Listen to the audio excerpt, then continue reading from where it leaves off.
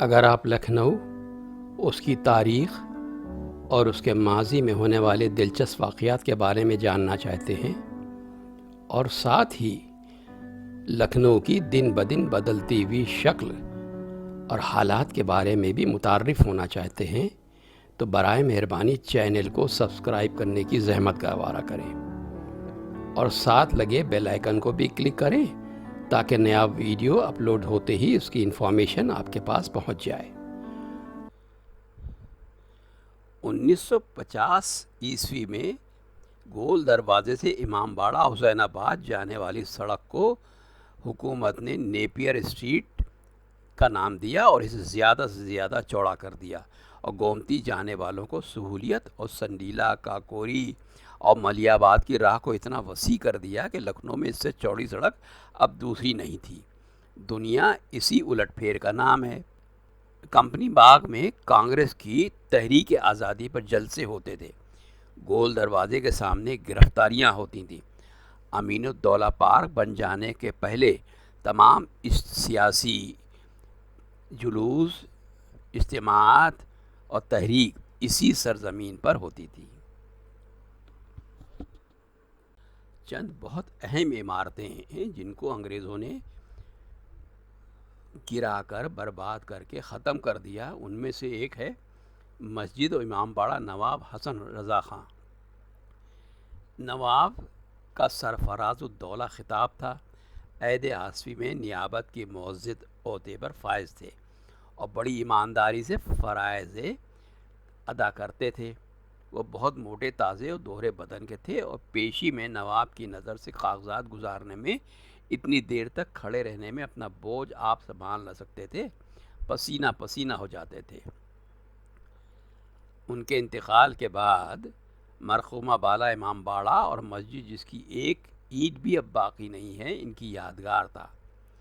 لسان الہند مرزا محمد حاجی عزیز المتوفی 1935 میں اپنے حسب ذیل الفاظ میں اس عمارت کا پتہ بتاتے ہیں اور یہ بتاتے ہیں کہ آخری تاجدار اودھ کے عالم معتمد مفتی میر عباس صاحب کا روزمرہ ان کی لائف میں کیا ہوتا تھا، یہ لکھتے ہیں۔ نماز شب کے بعد چند کش حقے کے پیتے تھے، اتنے میں حسین علی جمعدار ملازم فانوس جلا کر تیار کرتا تھا اور آپ خرامہ خرامہ باچشم گریاں نواب سرفراز الدولہ مرزا حسن رضا خان کی مسجد کی طرف کوچہ سلطان العلماء سے ہوتے ہوئے داخل مسجد ممبر کے ہو کر صحن امام باڑہ مقدسہ میں ٹہلا کرتے تھے اور آنکھوں سے آنسو مسلسل جاری رہتے تھے۔ کبھی کبھی اکثر احباب یا اہل محلہ جو خاص الولا تھے ہمراہ ہوتے تھے۔ اس طرف جناب سید العلماء فینس میں سوار ہو کر ادھر ادھر دو مشلچی اپنے مکان سے مسجد میں نماز جماعت کے لیے تشریف لاتے تھے۔ یہ مسجد اب وکٹوریہ پارک سے منسلک ہو گئی ہے۔ کھجور کا ایک درخت اس کی شہادت کے لیے باقی ہے جو دیکھا گیا ہے۔ کبھی وہ پہلے تشریف لاتے، یہ صحن میں چہل قدمی کر کے ان کا انتظار کرتے تھے۔ اچھی طرح تاروں کی چھاؤں اور آثار شب نمایاں رہتے ہی طلوع صبح کاذب اور صبح صادق کے دید اور اس مسئلے کا استاد شاگرد میں گفت و شنید اور بحث شدید رہا کرتی تھی۔ شاہی توپ خانے سے صبح کاذب کی توپ بہت ہی سویرے چلتی تھی اور چھاونی کی توپ طلوع صبح صادق بلکہ طلوع آفتاب پر داغی جاتی تھی۔ لیکن حضرت سید العلماء نماز صبح اول طلوع فجر بغیر انتظار ان علامات کے ادا کر چکتے تھے۔ عہد شاہی کے 63 امام باڑوں کی جو فہرست قومی جریدے میں چھپی ہے، اس میں اس امام باڑے کا نام نہیں ہے۔ پہلی نماز جماعت مذہب امامیہ کی اسی مسجد میں با اقتدار سید دلدار علی مجتہد حماب کے ہوئی تھی۔ انگریزوں نے 1857 میں جب امام باڑے میں اپنا قلعہ بنایا اور چاروں طرف 500 گز تک سارے مکانات کھود دیے گئے، اس وقت یہ مسجد امام باڑہ بھی شہید ہو گیا۔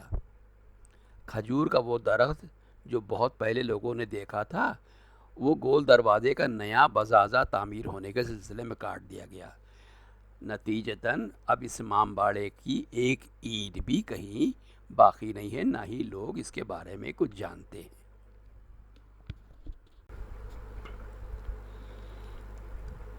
اور اسی علاقے میں گول دروازے کے آس پاس ایک اور بہت مشہور ڈیوڑی تھی، جسے ڈیوڑی محسن الدولہ کے نام سے جانتے ہیں۔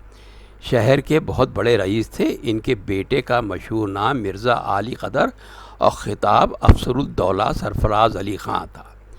چوک کی کوتوالی انہی کی محل سرا کے ایک حصے پر بنائی گئی ہے، اور ایک قطع مکان پولیس اسٹیشن سے متصل شاید اب بھی باقی ہے، جو داروغہ سید محمد صاحب کے قبضے میں تھا۔ یہ سب سے بڑا مکان ہے، اور اس میں لوہا نہیں لگا ہے، اور چونے اور مسالے سے بنائی گئی ہے۔ لق و دق صحن، لمبے دالان، امام باڑہ نما صحنچیاں، اونچا پھاٹک، وسیع ڈیوڑی، کشادہ زینے۔ جھٹپٹے وقت نواب صاحب محل سرا سے برآمد ہوتے تھے، اور پالکی نالکی جھالردار، بوچا، ہوادار فٹن، ہاتھی، ران سواری کا گھوڑا، جتنی سواریاں تھیں وہ تیار رہتی تھی، جن پر جی چاہتا سوار ہوتے اور ہوا خوری کو نکلتے۔ سوار ہوتے وقت محتاجوں کو زیادہ سے زیادہ روپیہ پیسہ دیا جاتا تھا۔ یہ امراء لکھنؤ کی وہ رسم تھی جو کسی حالت میں بند نہیں ہوتی تھی۔ یہ جائیداد آخر میں پھل کی قدر کی ملکیت عدالت سے قرار پائی تھی۔ اس کے نام کی وجہ یہ ہے کہ ورثۂ علی قدر میں ایک لڑکا یتیم ہونے سے اپنی وراثت ثابت نہ کر سکا۔ ماں نے بسر اوقات کے لیے پکوان پکا کر بیٹے کو دیا، اور وہ خوانچہ والوں کی طرح پھلکیاں، سہال، شاخیں بیچ کر پیٹ پالتا رہا۔ چونکہ خاندانی تھا، ظریف مزاج لوگوں نے پھل کی قدر کا نام رکھ دیا، یہاں تک کہ سید صاحب موصوف نے اس کی طرف سے مقدمہ لڑ کر حق دلوا دیا۔ اب وہ لڑکا صاحب جائیداد ہو گیا۔ پبلک کی دوسری ستم ظریفی یہ ہوئی کہ سید صاحب کو داروغہ سید محمد کہنا شروع کر دیا، جس پر وہ بہت بگڑتے تھے۔ پرانے اخلاق کا اعلیٰ نمونہ، لکھنؤ کی زندہ تاریخ اور اوصاف و امراء کے حسب نسب پر اچھی طرح واقف تھے۔ رستوگی ٹولہ کے جو اہل ہنود ہیں، ان میں وہ بہت ہردل عزیز تھے کہ شادی بیاہ کے موقع پر دلہن کی مانگ میں سیندور وہی بھرتے، اور ان کی ضیافت کا مکمل سامان مسلمان باورچی کی زیر نگرانی تیار ہوتا تھا، اور جس میں کئی طرح کے کباب ہوتے۔ محسن الدولہ کے یہاں 14 ہاتھی تھے، اور علی قدر کے زمانے تک 5 ہاتھی باقی تھے۔ 2 فیل خانوں کے آثار بہت دیر تک موجود رہے۔ گول دروازے کے سامنے نواب محسن الدولہ کی کوٹھی کے بعض حصوں پر شیر اور ریچھ کٹہروں میں بند تھے، جن کو دیکھنے کے لیے پبلک کا ہجوم ہوتا تھا۔ نواب علی قدر کے وقت تک یہ جانور موجود رہے۔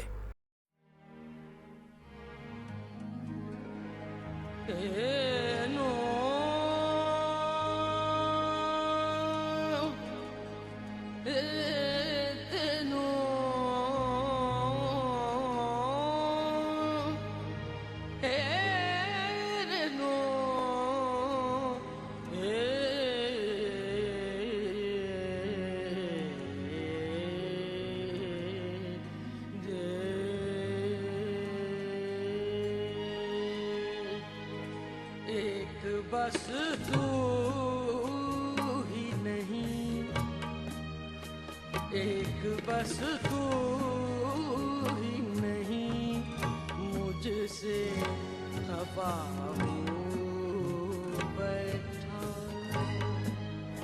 ایک بس تو ہی نہیں، ایک بس تو ہی نہیں، مجھ سے خفا ہو بیٹھا، میں نے جو سنگ تراشا وہ خدا ہو بیٹھا، میں نے جو سنگ تراشا وہ خدا ہو بیٹھا، ایک بس تو